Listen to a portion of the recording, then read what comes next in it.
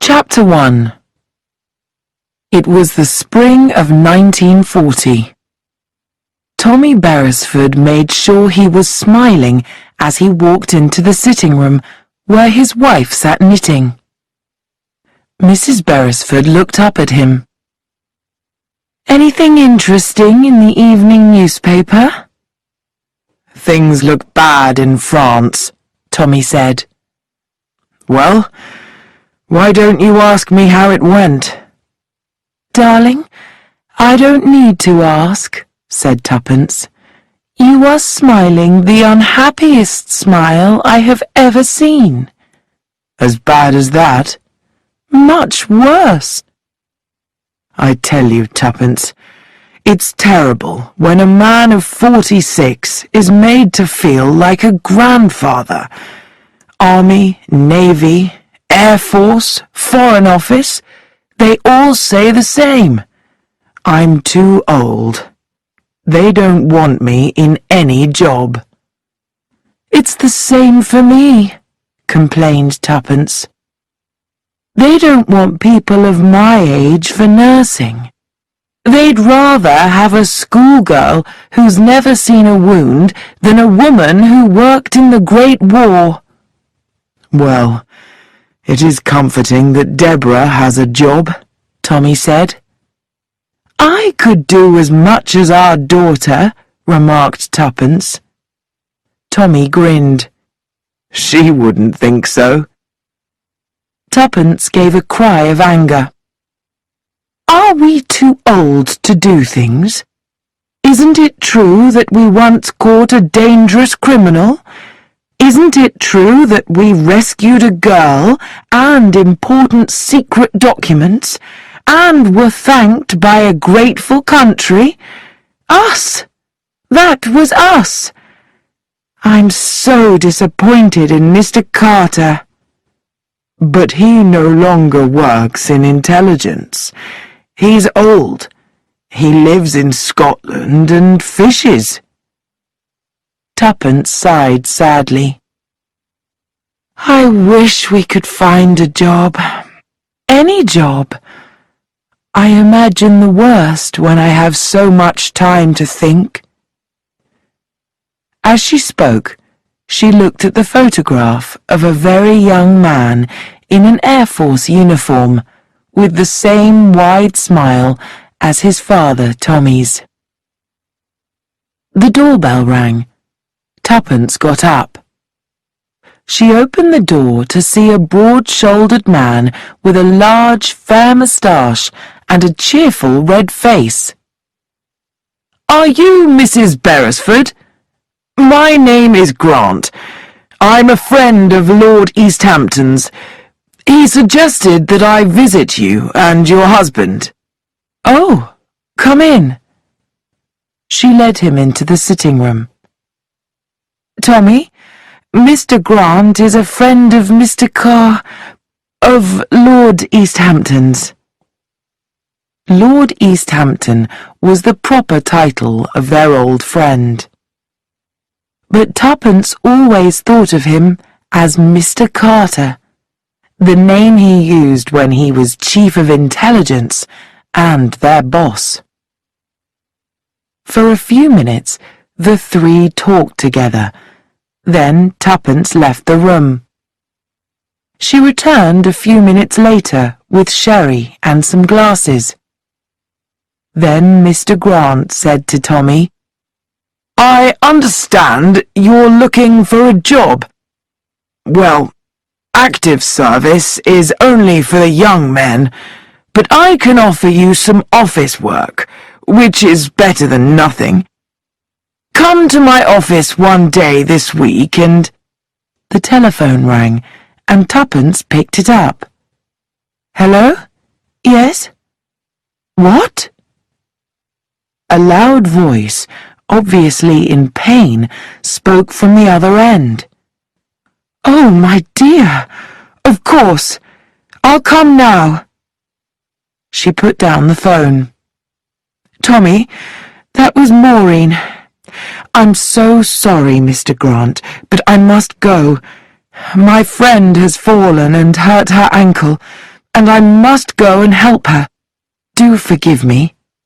"Of course, Mrs. Beresford." Tuppence hurried out. The door of the flat shut noisily. Tommy poured another glass of sherry for his guest. "Thank you. In one way, your wife leaving is fortunate for us. It will save time. You see, Beresford, if you had come to the ministry, I would have asked you to do something special. East Hampton told us you were the man for the job." Tommy was delighted. "Tell me." "This is confidential. Not even your wife must know. Officially, you will be working in Scotland, in a secret army area where your wife cannot join you. In fact, you will be somewhere very different. You've read in the newspapers of the 5th column? You know what that means?" "The enemy within," Tommy said. "Exactly. You know the war started badly for us. We did not want war and had not prepared for it. Well, we are correcting our mistakes, and we can win this war, but only if we do not lose it first. And the danger of losing it comes not from Germany, but from within. The 5th column is here, men and women in positions of power who believe in Nazi aims and want a Nazi government here. And we don't know who they are. We know there are at least 2 in powerful positions in the Navy, 1 in the Army, and 3 in the Air Force, and several members in intelligence. We know because secret information is being given to the enemy." "But what can I do? I don't know any of these people." Grant nodded. "Exactly. And they don't know you. But these people do know our agents, so I cannot use them. That is why I went to East Hampton, and he thought of you. It's 20 years since you worked for the department. Your face and name are not known. What do you say? Will you take the job?" Tommy could not stop smiling. "I certainly will." "Well, Beresford, you'll take the place of the best man we had, Farquhar. He was hit by a lorry, and that was not an accident. All he managed to say before he died was N or M, Song Susie." "That doesn't seem helpful." Grant smiled. "N and M are 2 of the most important German agents. N, we know, is a man. M is a woman, and they are in England." "I see. And Farquhar?" "Farquhar must have been on their trail. Song Susie sounds very strange, but Farquhar spoke French badly. There was a train ticket in his pocket to Leehampton, a town on the south coast. Lots of hotels and guest houses. There is one called Sans Souci, which means, of course, without worries in French. A good name for a guest house." Tommy said, "Sans Susie. Sans souci. I see. And your idea is that I go there and see what I can find?" "Exactly." Tommy smiled again. Tommy went to Scotland 3 days later. Tuppence said goodbye at the station, her eyes bright with tears. Once there, he took a train back to England again the next day. On the 3rd day, he arrived at Leehampton. Sans Souci was built on the side of a hill and had a good view of the sea from its upper windows. The owner, Mrs. Perenna, was a middle-aged woman with a lot of black hair and a smile that showed a lot of very white teeth. Tommy mentioned that his cousin, Miss Meadows, had stayed at Sans Souci 2 years ago. Mrs. Perenna remembered Miss Meadows. "Such a dear old lady." Tommy agreed. There was, he knew, a real Miss Meadows. The department was careful about these details.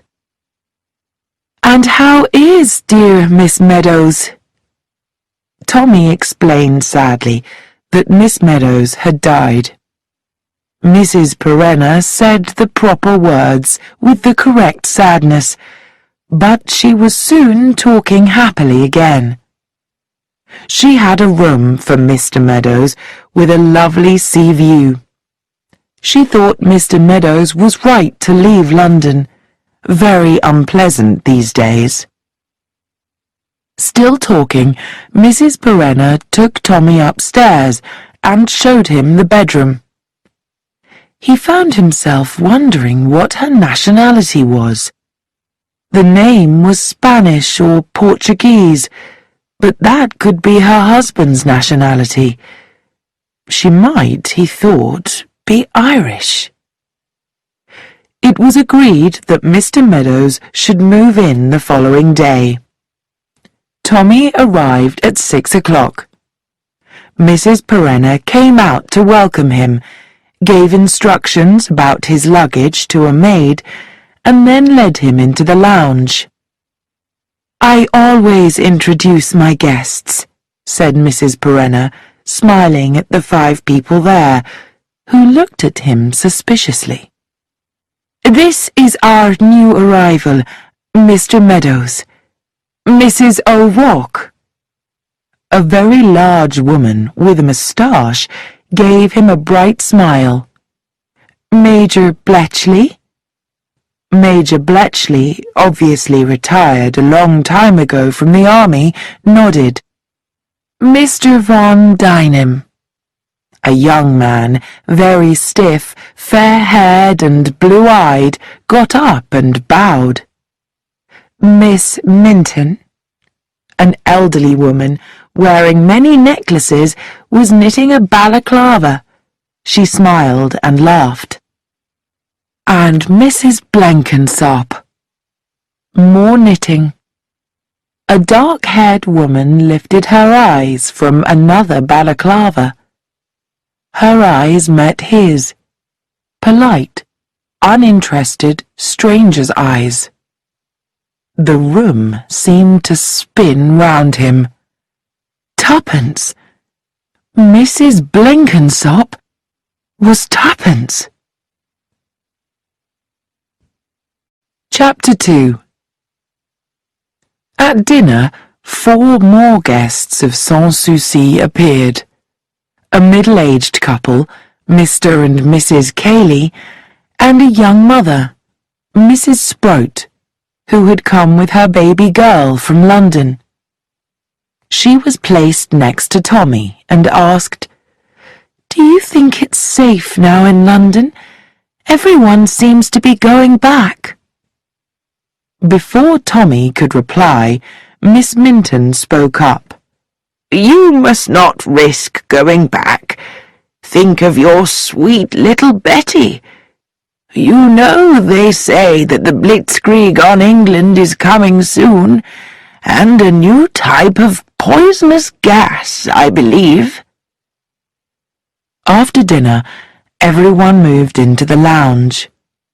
The women started knitting again, and Tommy had to listen to an extremely boring account of Major Bletchley's experiences in India. The fair young man went out, bowing at the door.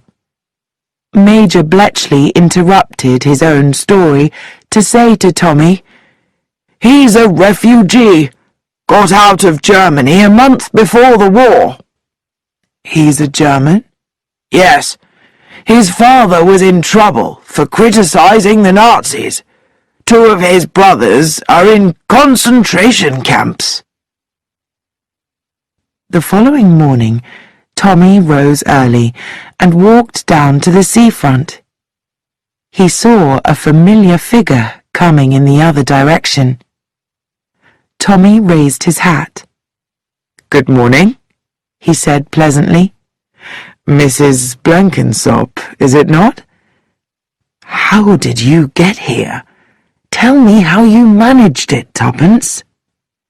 The moment Grant talked of our Mr. Carter, I knew it wouldn't be an office job, and that I was not going to be allowed to join in. So, when I went to get the sherry, I ran downstairs to the Browns' apartment and telephoned Maureen. I told her to call me and what to say. She rang. I rushed off, banged the hall door, but stayed inside, and then I simply listened to Mr. Grant. And you overheard everything? Everything, smiled Tuppence happily. But why call yourself Blenkinsop? Tommy asked. Why not? Why did you choose Meadows? I didn't choose it. I was told to name myself Meadows. Mr. Meadows has a respectable past, which I have learnt. Very nice, said Tuppence. Are you married? My wife died 10 years ago in Singapore. Why in Singapore? We've all got to die somewhere. What's wrong with Singapore? Oh, nothing. It's probably a most suitable place to die. I'm a widow, not very intelligent, and I sometimes say silly things. Where did your husband die? Probably at home. I suppose he died of too much alcohol. I have 3 sons. Douglas, who is in the Navy, Raymond is in the Air Force, and Cyril, my youngest son, is in the Army. Now, how are we going to cooperate? Tommy said thoughtfully, We mustn't be seen too much together. No, I think chasing is best. Chasing? I chase you. I've had 2 husbands, and I'm looking for a 3rd. You are the hunted widower. Every now and then I catch you. Everyone laughs and thinks it's very funny. Sounds perfect, agreed Tommy. He caught her arm. Look over there. Near the pier, they saw Carl von Dynam listening to a girl who was talking forcefully. I think this is where you leave me, Tuppence murmured. Right, agreed Tommy. He turned and walked off in the opposite direction. Tuppence slowly continued her walk. As she passed the young couple, she overheard a few words. But you must be careful, Carl. The least suspicion. Words that suggested something. Yes, but they could mean anything. She turned and again passed the 2. More words from the girl floated to her. Arrogant English! How I hate them! Mrs. Blenkinsop's eyebrows rose. Carl von Dynam was a refugee from the Nazis, living in safety in England. It was not wise of him to listen to such words. Again Tuppence turned. But this time the couple had parted. The girl to cross the road, Carl von Dynam to wait for Tuppence. He quickly bowed. Tuppence gave a silly laugh. Good morning, Mr. von Dynam, isn't it? Such a lovely morning. Ah, yes, The weather is fine. Yes, it is, Tuppence said. I don't often come out before breakfast, and this little walk has given me quite an appetite. You go back to Sans Souci now? If you permit, I will walk with you. Are you also out to get an appetite? Inquired Tuppence. He shook his head. Oh, no, my breakfast. I have already had it. I am on my way to work. Work? I am a research chemist. I came to this country to escape Nazi persecution. I had very little money, no friends. I do now what useful work I can. He stared straight ahead. Tuppence was conscious of the strong emotions he was trying to hide. She answered vaguely, "Oh, yes, I see." My 2 brothers are in concentration camps. My father died in one. My mother died of sadness and fear. Tuppence thought. The way he says that, it's as if he had memorized it. They walked in silence for some moments. 2 men passed them. Tuppence heard one say to his companion, "I'm sure that man is a German." Karl von Dynam's hidden emotions came to the surface. You heard? That is what they say. My dear boy, Tuppence suddenly returned to being her real self. Don't be an idiot. You can't have it both ways. You're alive, that's the main thing. Alive and free. But this country's at war, and you're a German. She smiled suddenly. You can't expect the man in the street to know whether you're a bad German or a good German. He stared at her. Then suddenly he too smiled. To be a good German, I must be on time at my work. Good morning. Tuppence stared after him. Then she said to herself, Mrs. Blenkinsop, you stopped being a silly man-chaser then. Pay more attention in future. Now, for breakfast. Inside Sans Souci, Mrs. Perrenna was having a conversation with someone. And get the cooked ham at Quiller's. It was cheaper last time there, and be careful about the vegetables. She stopped as Tuppence entered.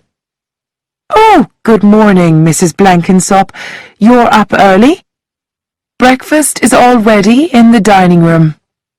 She pointed to her companion. This is my daughter, Sheila. You haven't met her. She only came home last night. Tuppence looked with interest at Sheila. The girl she had just seen talking to Karl von Dynam. Tuppence said a few pleasant words and went into the dining room.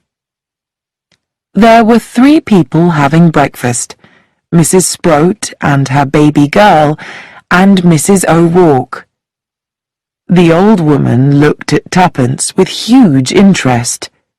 It's a fine thing to be out walking before breakfast, she remarked. A grand appetite it gives you. Nice bread and milk, darling, said Mrs. Sproat to her daughter, trying to put a spoonful into the child's mouth. But baby Betty cleverly avoided this by a quick movement of her head and stared at Tuppence with large round eyes. She pointed a milky finger at the newcomer, gave her a brilliant smile and said, Gaga Booch. She likes you, cried Mrs. Sproat, smiling warmly at Tuppence. Booch, said Betty Sproat. A putha bag, she added. And what does she mean by that? demanded Mrs. O'Rourke with interest. She doesn't speak very clearly yet, confessed Mrs. Sproat. She's only just over 2, you know. She can say Mama, though, can't you, darling? Betty looked thoughtfully at her mother and said, Cucklebick. It's a language of their own they have, the little angels, said Mrs. O'Rourke. Betty, darling, say Mama now. Betty looked hard at Mrs. O'Rourke, frowned, and said with great emphasis, Naza! She's doing her best, and a lovely, sweet girl she is. Mrs. O'Rourke stood up with difficulty, smiled in a frightening manner at Betty, and walked slowly out of the room. Ga, ga, ga, said Betty with huge satisfaction, and beat the table with her spoon. Tuppence asked with a grin, What does Naza really mean? I'm afraid it's what Betty says when she doesn't like anyone or anything, Mrs. Sproat said, her face reddening. I thought so, said Tuppence, laughing. Mrs. O'Rourke tries to be kind, said Mrs. Sproat, but she is alarming with that deep voice. The door opened, and Major Bletchley and Tommy appeared. Tuppence began to play the part of a man-chasing widow. Ah, Mr. Meadows, she called out. I got back before you, but I've left you a little breakfast. She pointed to the chair beside her. Tommy sat down at the other end of the table. Betty Sproat said, Butch, to Major Bletchley, who was delighted. And how's little Miss Betty this morning? Tuppence, who was watching all of them, thought, There must be some mistake. There can't be anything suspicious going on here. There simply can't. Chapter 3. On the sunny terrace outside, Miss Minton was knitting. Good morning, Mrs. Blenkinsop. I do hope you slept well. Mrs. Blenkinsop admitted that she never slept very well the first night or two in a strange bed, then added, What a very pretty pattern that is you were knitting. Miss Minton looked pleased. I'm not very good at knitting, Tuppence went on. I can only do simple things like balaclavas for the soldiers, and even now I'm afraid I've gone wrong somewhere. I'd never done any before this terrible war, but one feels that one must do something. Oh, yes, indeed. And you have a boy in the Navy? Yes, my eldest. Then I have a boy in the Air Force, and Cyril, my youngest, is out in France. Oh, dear, dear, how terribly worried you must be. Tuppence thought of her son. Oh, Derek, my darling Derek, out there in terrible danger, and here I am acting the part of a worried mother, when it's what I really am. She said aloud, We must all be brave, mustn't we? I was told the other day by someone in a very high position that the Germans can't possibly fight for more than another 2 months. Mr. and Mrs. Cayley had come out on the terrace. Mr. Cayley sat in a chair, and his wife put a blanket over his knees. What's that you were saying? He asked. We are saying, said Miss Minton, that it will all be over by the autumn. Nonsense, said Mr. Cayley. This war is going to last at least 6 years. Oh, Mr. Cayley, protested Tuppence. "You don't really think so?" "Yes," he said. "I give it 6 years. You dear ladies are being completely unrealistic. Now, I know Germany very well from my business dealings before I retired. I can assure you that Germany can continue practically indefinitely with Russia behind her," Mr. Cayley went on, approval in his voice.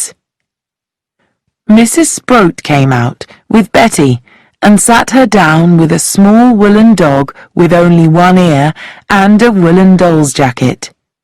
"There, Betty," she said.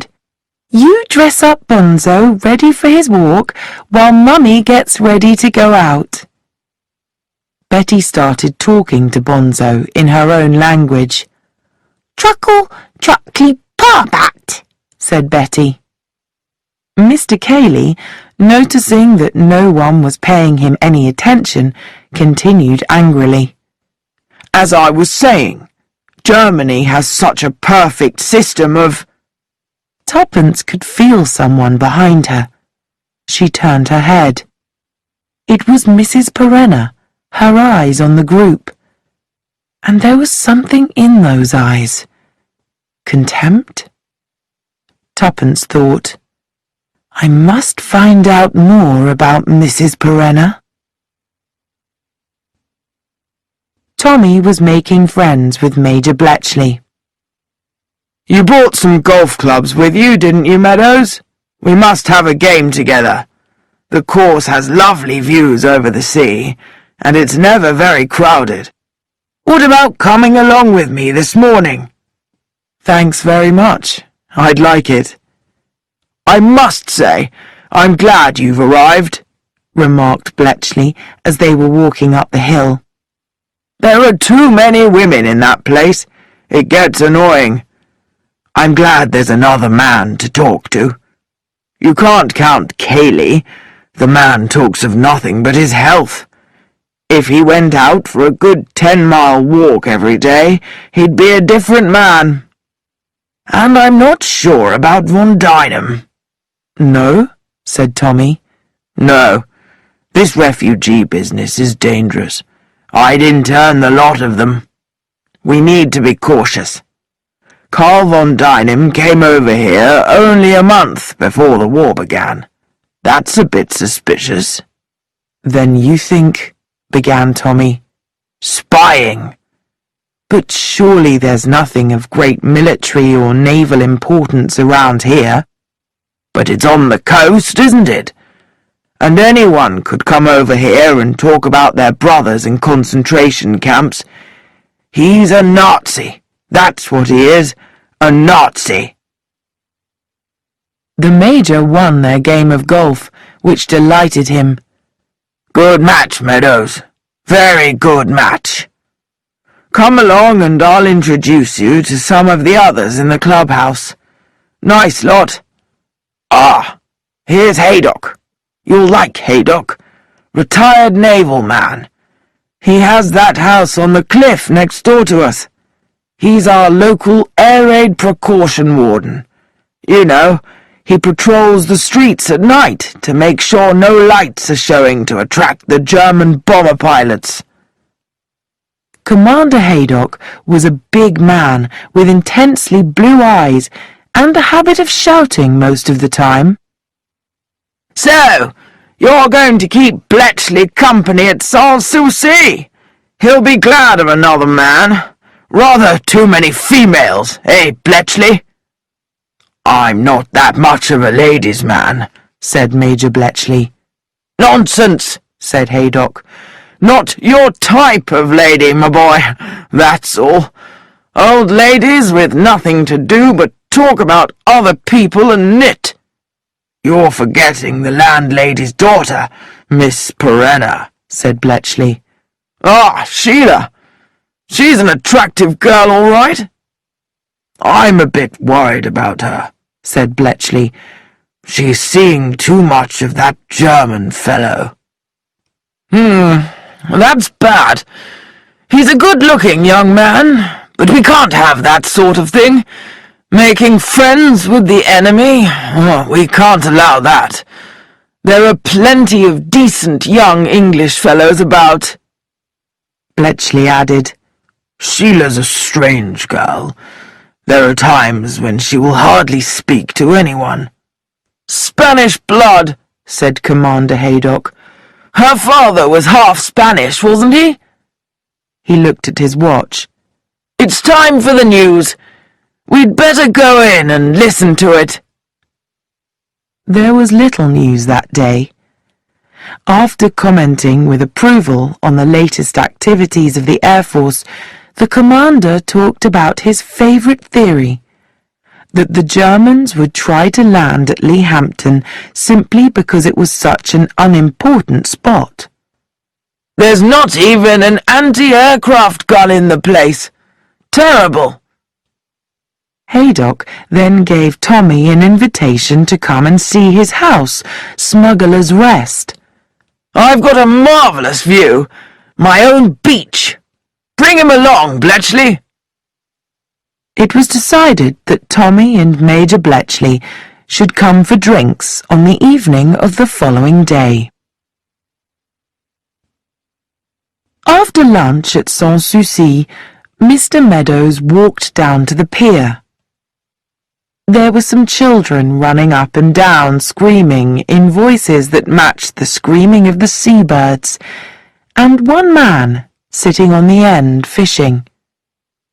Mr. Meadows stood beside him and looked down into the water. Then he asked gently, "Caught anything?" The fisherman shook his head. I don't often catch anything, Mr. Grant said without turning his head. What about you, Meadows?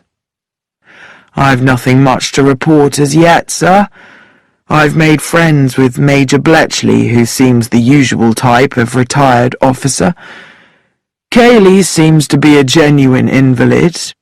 However, he was in Germany frequently during the last few years. And, of course, there's von Dynam. Yes, I'm interested in von Dynam. N or M may not be at Sans Souci. It may be Karl von Dynam who is there, reporting to them. Through him, we may be led to them. But I can tell you in confidence, Beresford, that very nearly all Germans in this country are going to be interned. You've had the other guests at Sans Souci checked, I suppose, sir? Grant sighed. No. I could ask the department to check easily enough, but I can't risk it, Beresford. I'm not sure we don't have a traitor in the department itself.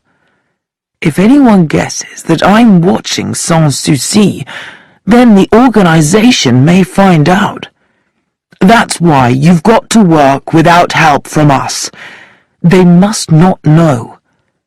There's only one person I've been able to check up on. Who's that, sir? Karl von Dynam. That was easy enough because it's routine to check foreigners. And what was the result? Karl is exactly what he says he is. His father, who was against the Nazis, was arrested and died in a concentration camp. Karl's elder brothers are in camps. His mother died a year ago. He got to England a month before war began. Von Dynam said he wanted to help this country, and his work in a chemical research laboratory has been excellent. Then he's all right? Not necessarily. There are two possibilities. The whole von Dynam family could be deceiving us, or else this is not the real Karl von Dynam, but a man playing the part of Karl von Dynam. He seems a very nice young man, said Tommy slowly. Sighing unhappily, Grant replied, They nearly always are. But what about the women in this place? I think there's something strange about the woman who runs it. Mrs. Perenna? Yes. There's a young mother, an unmarried woman who knits, the invalid's stupid wife, and a rather terrifying-looking old Irish woman. All seem harmless enough. That's everyone? No. There's a Mrs. Blenkinsop, arrived 3 days ago. Well? Demanded Grant. Mrs. Blenkinsop is my wife. What? I thought I told you not to say a word to your wife. And I didn't. With a quiet pride, Tommy told Grant what Tuppence had done. There was a silence. Then Grant laughed. She's wonderful. Easthampton told me not to leave her out. I wouldn't listen to him. It shows you, though, how careful you've got to be not to be overheard. Yes, she's a smart woman, your wife. Tell her the department will consider it an honour if she will agree to work with us. I'll tell her, said Tommy with a grin. I don't suppose you could persuade your wife to keep out of danger, Tommy said slowly. I wouldn't want to do that. Tuppence and I, you see, we go into things together. Always. Chapter 4. When Tuppence entered the lounge at Sans Souci just before dinner, the only person in the room was Mrs. O'Rourke, who was sitting by the window like a gigantic Buddha. Now, sit here now, Mrs. Blenkinsop, and tell me what you've been doing with yourself this fine day, and how you like Leahampton. There was something about Mrs. O'Rourke that fascinated Tuppence. She was like a character from a fairy tale, huge and ugly, with a deep voice like a man's. Tuppence replied that she thought she was going to like Leahampton very much and be happy there. That is, she added in an unhappy voice, as happy as I can be anywhere with this terrible anxiety that's with me all the time. Now, don't you be worrying yourself. Those boys of yours will come back to you safe and sound. One of them's in the Air Force, I think you said? Yes, Raymond. And is he in France now, or in England? He's in Egypt, according to his last letter. Well, that's not exactly what he said. We have a little private code, if you know what I mean. You see, I feel I must know just where he is. Mrs. O'Rourke nodded her Buddha-like head. I know how you feel. If I had a boy out there, I'd be fooling the censor in the same way.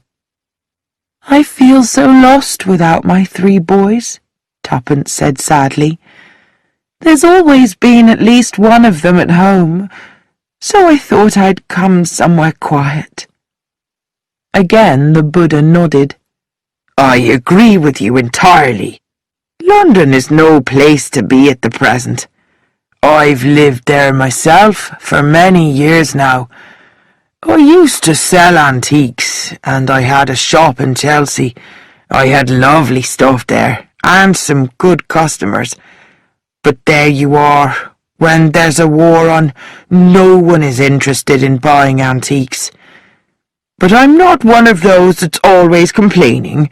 Not like Mr. Cayley with his illnesses and his talk of his failing business. Of course it's going badly. There's a war on. And there's his wife, who never says no to him.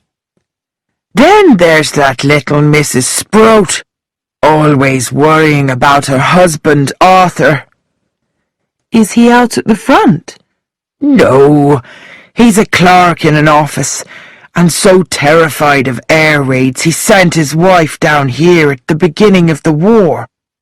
Mind you, I think that's the best thing for the child, and a nice little girl she is.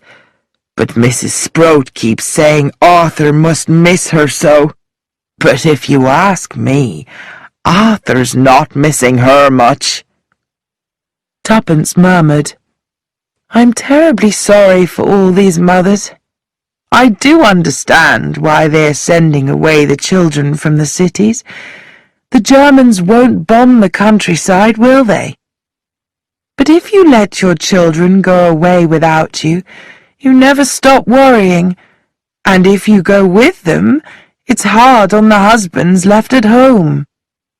"Ah, yes, and it becomes expensive running 2 homes."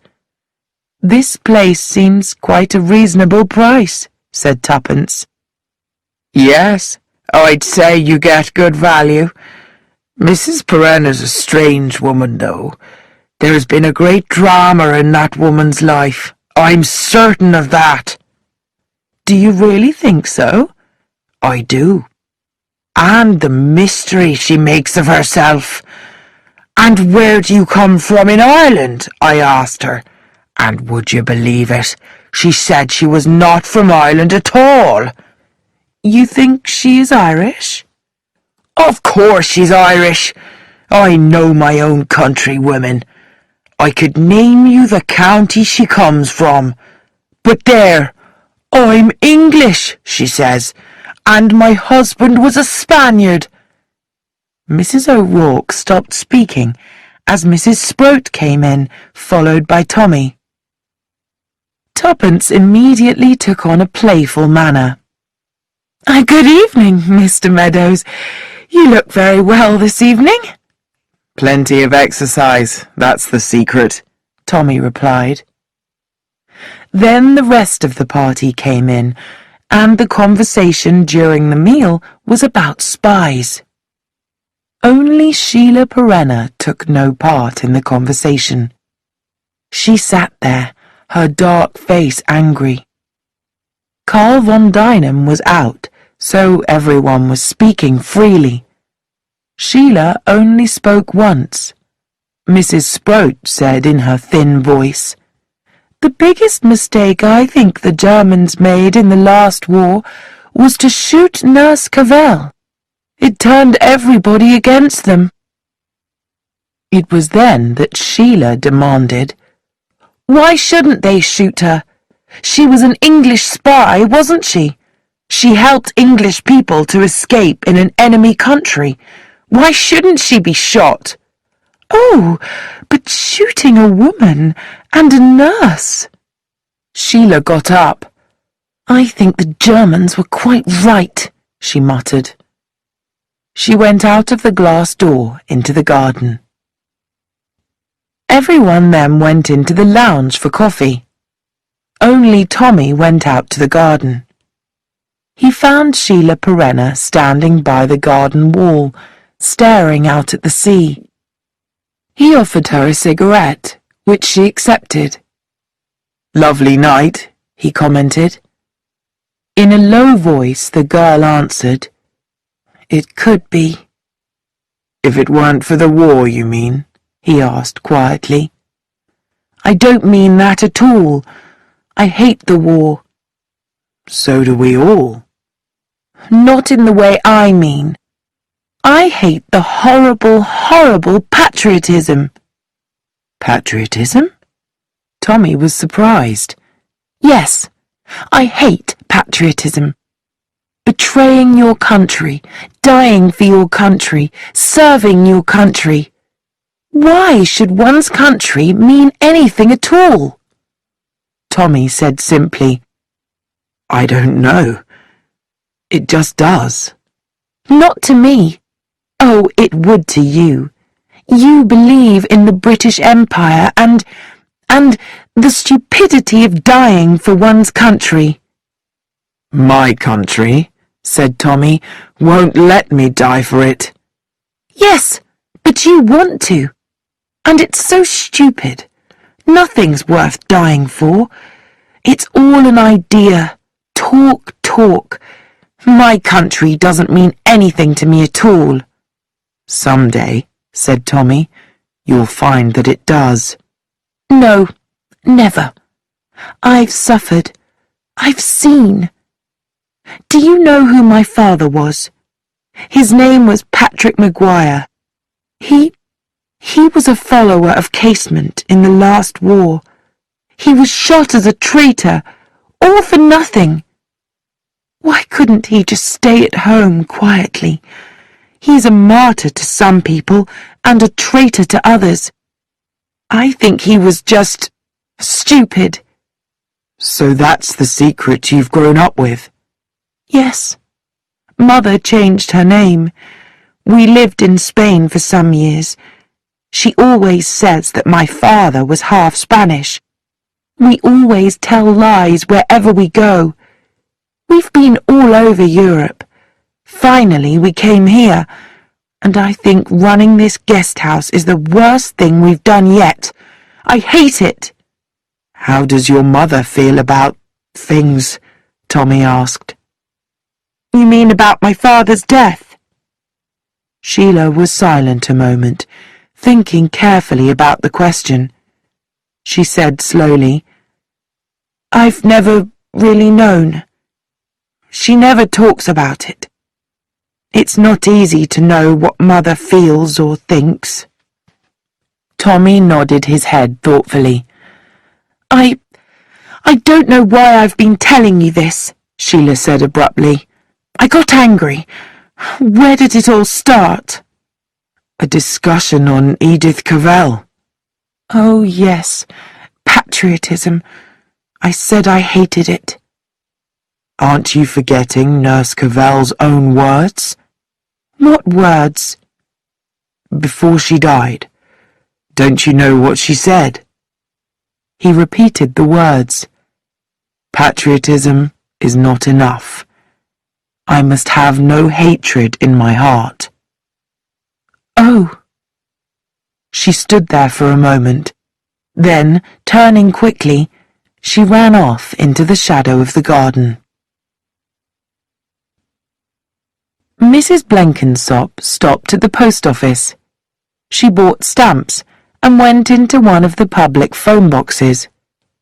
There, she rang up a certain number and asked for Mr. Faraday. This was how they contacted Mr. Grant. She came out smiling and walked home, stopping on the way to buy some knitting wool. It was a pleasant afternoon with a light wind. Tuppence changed her normally energetic walk into a slow and easy one, more like the way someone like Mrs. Blenkinsop would walk. Mrs. Blenkinsop had nothing else to do except knit and write letters to her boys. She was always writing letters to her boys, and sometimes she left them lying around, half finished. Tuppence came slowly up the hill towards Sans Souci. Since the road ended at Smuggler's Rest, Commander Haydock's house, few people walked there. She noticed a woman standing by the gate looking inside. It was not until Tuppence was close behind her that the woman heard her and turned. She was a tall woman, poorly dressed. She was not young, probably just under 40, blonde-haired and beautiful. Just for a minute, Tuppence had a feeling that the woman was familiar. A look of fear crossed the woman's face. "Are you looking for someone?" Tuppence said. The woman spoke slowly, with a foreign accent. "This house is Sans Souci? Can you tell me, please, is there a Mr. Rosenstein staying there?" Tuppence shook her head. "No, I'm afraid not. Perhaps he has been there and left. Will I ask for you?" No, I make mistake. Excuse, please." Then she turned and walked quickly down the hill. Tuppence stood staring after her, feeling suspicious. But following the woman could make people think that Mrs. Blenkinsop was not who she appeared to be. Inside, The house seemed very quiet and empty, which was usual early in the afternoon. Betty was having her sleep. The older residents were either resting or had gone out. Then a sound came to Tuppence's ears. The telephone at Sans Souci was in the hall. Tuppence heard the sound of someone lifting or replacing a telephone extension. There was only one extension, in Mrs. Perenna's bedroom. Very carefully, Tuppence lifted the telephone receiver in the hall and heard a man's voice. Everything going well? On the 4th, then, as arranged? Yes, carry on, a woman's voice replied. There was a click as the telephone was replaced. Tuppence stood frowning. Was that Mrs. Perenna's voice she had heard? It was difficult to say. There was movement behind her, and Tuppence put down the receiver as Mrs. Perenna spoke. "It is such a pleasant afternoon. Are you going out, Mrs. Blenkinsop, or have you just come in?" So it was not Mrs. Perenna who had been in Mrs. Perenna's room. Tuppence said something about having had a lovely walk and moved to the staircase. Mrs. Perenna moved along the hall after her. She seemed bigger than usual. Tuppence was conscious of her as a strong, athletic woman. She hurried up the stairs. As she turned the corner of the landing, she collided with Mrs. O'Rourke, whose vast body blocked the top of the stairs. Dear, dear, Mrs. Blenkinsop, you seem to be in a great hurry. There was, as always, a frightening quality about Mrs. O'Rourke's smile, and suddenly Tuppence felt afraid. The big, smiling Irishwoman, with her deep voice blocking her way, and below Mrs. Perenna at the foot of the stairs. And then, suddenly, the tension broke as a little figure ran along the top hall. Little Betty Sproat, shouting happily as she threw herself on Tuppence. The atmosphere had changed. Mrs. O'Rourke, a big, friendly figure, cried out, "Oh, the darling!" Below, Mrs. Perenna had turned away to the door that led into the kitchen.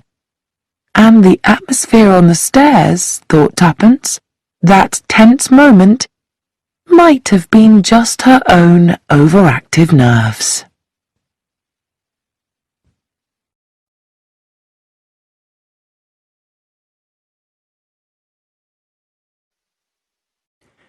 Chapter 5. Commander Haydock welcomed Tommy and Major Bletchley with enthusiasm, and insisted on showing Mr. Meadows all over my little place.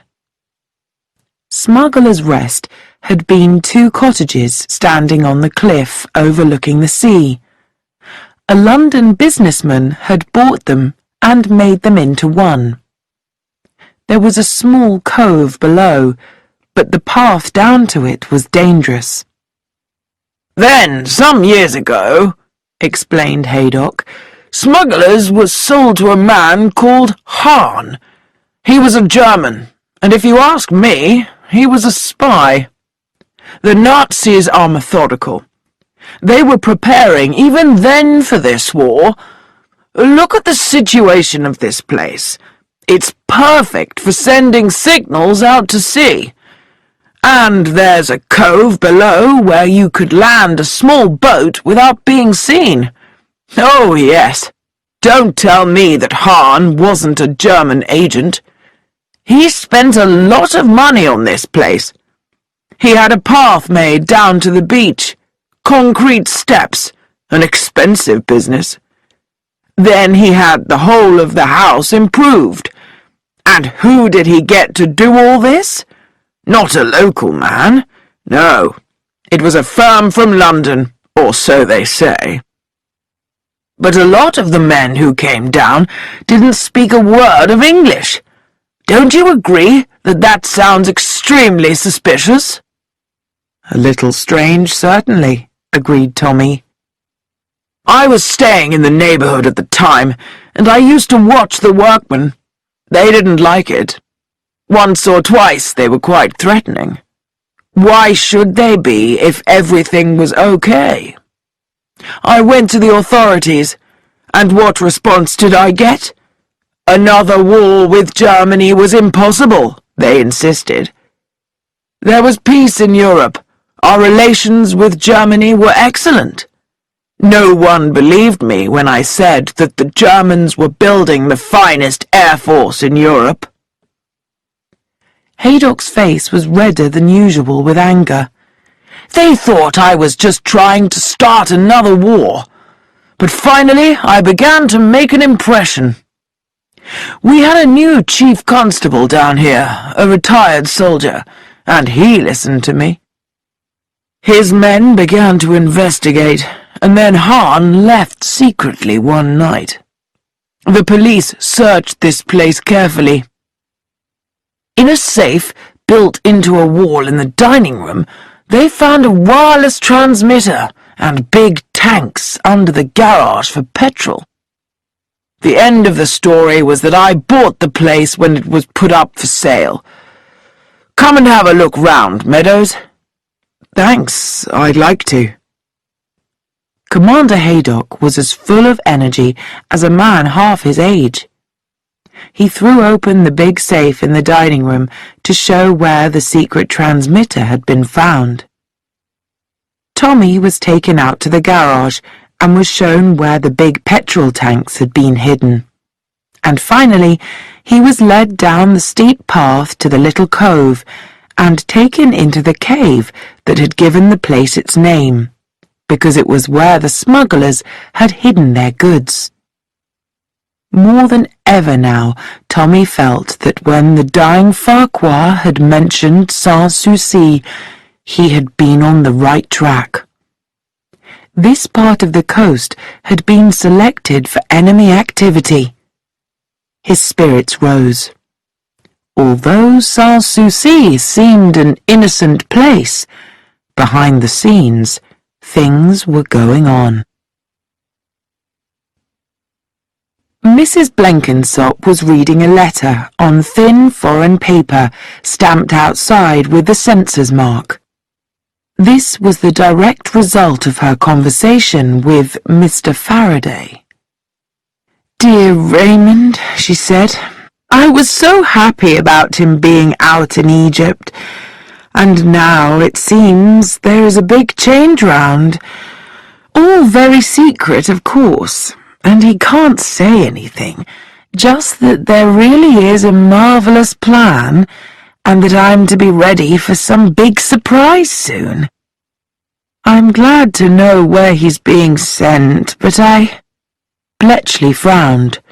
"Surely he's not allowed to tell you that?" Tuppence looked round the breakfast table as she folded up her precious letter.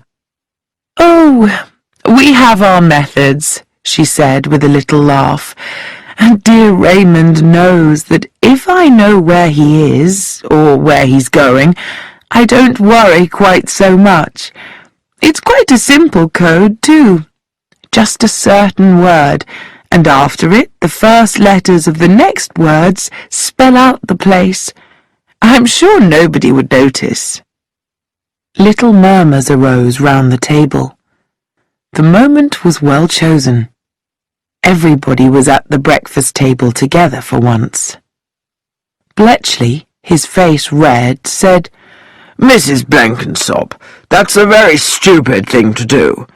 It's the movements of soldiers and airmen that are just what the Germans want to know." "Oh, but I never tell anyone," cried Tuppence, "and I'm very careful never to leave letters around. I always keep them locked up." Bletchley shook his head. It was a grey morning, with the wind blowing coldly from the sea. Tuppence was at the far end of the beach. As she reached the bottom of the cliff, her attention was caught by two figures standing talking a little way up. It was the same fair-haired woman she had seen the day before and Karl von Deinem. At that moment, the young German turned his head and saw her. Immediately, the two figures parted. The woman came quickly down the hill and crossed the road. Karl von Deinem waited until Tuppence came up to him. Then, politely, he wished her good morning. Tuppence inquired immediately, "Was that a friend you were talking to, Mr. Deinem?" Not at all, said Karl. She is Polish and asked me if I knew a Mrs. Gottlieb she thinks lives near here. I do not, and she says she has perhaps got the name of the house wrong. I see, murmured Tuppence thoughtfully. Mr. Rosenstein, Mrs. Gottlieb. She felt a growing suspicion about the Polish woman. That evening, before she went to bed, Tuppence pulled out the long drawer of her dressing table. At one side of it was a small box with a cheap lock. Tuppence put on gloves, unlocked the box and opened it. A pile of letters lay inside. On the top was the one received that morning from Raymond. Tuppence opened it again and frowned. She had placed an eyelash in the fold of the paper this morning. The eyelash was not there now. Somebody was interested in the movements of the British Armed Forces. Who had read her letters? Tuppence thought about it as she lay in bed the following morning. Her thoughts were interrupted by Betty Sproat, who opened the door and ran in. Betty had taken a great liking to Tuppence. She climbed up on the bed and pushed a torn picture book under Tuppence's nose, commanding her to read it. Only she said weed, as she couldn't pronounce the letter R yet. Tuppence read obediently. Goosey, goosey, gander, whither will you wander? Upstairs, downstairs, in my lady's chamber. Betty rolled about with laughter, repeating in delight, Upstairs, upstairs, upstairs, and then down, and rolled off the bed with a thump. This was repeated several times. Then Betty crawled about the floor, playing with Tuppence's shoes and talking busily to herself. Ugdo-bop-it, su-da-put. Then she looked up at Tuppence again and said, Ugbo-bait, Ugbo-bait. Lovely, darling, said Tuppence, not knowing what Betty was saying. Beautiful. Satisfied, Betty started talking to herself again, and Tuppence lay planning what to do next, with Tommy's help. Suddenly, Mrs. Sproat came running in, looking for Betty. Oh, here she is! Oh, Betty, you naughty girl! Mrs. Blenkinsop, I am so sorry. Tuppence sat up in bed and looked at Betty, who, with an innocent face, had removed the laces from Tuppence's shoes and put them in a glass of water. Tuppence laughed. How funny! Don't worry, Mrs. Sproat, they'll be okay. It's my fault. I should have noticed what she was doing. She was rather quiet. I know, Mrs. Sproat sighed. Whenever they're quiet, it's a bad sign. Mrs. Sproat carried Betty away, and Tuppence got up to put her plan into action.